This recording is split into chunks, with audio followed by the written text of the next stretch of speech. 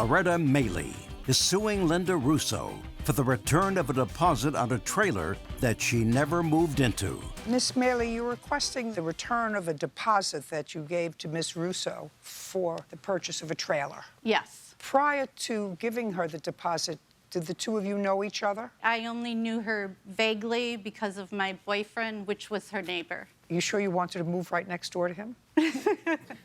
Now, you gave her the deposit when? I gave her the deposit on September 27th, $1,500 in cash. And the total purchase price of the trailer was? Was $2,700. I was supposed to give her the remaining balance on the 3rd of October, but when she phoned me, I told her I changed my mind. Just a second. I want you to tell me what the conversation was when you purchased the trailer. You negotiated the price. What were you asking for the trailer, Miss Russo? $2,700, dear.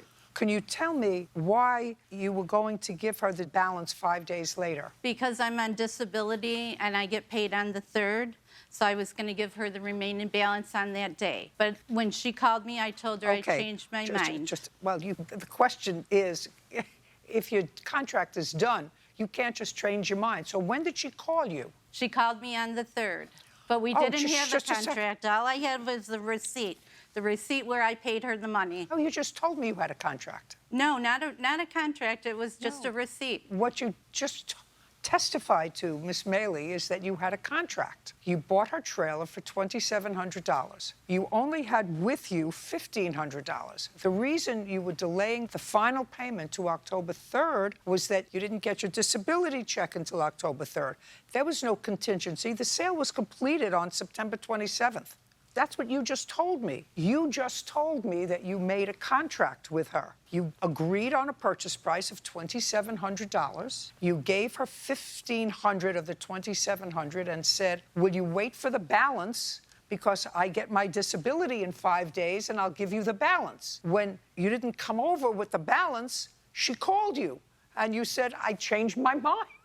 But you can't change. Once you have a contract, and the contract doesn't have to be in writing. I didn't know it was like that. Well, I know you didn't know it, but that's why you're here. That's what I'm telling you. So now I'm going to move over to you. Do you still live in the trailer? No, ma'am, I do not. Who lives in the trailer?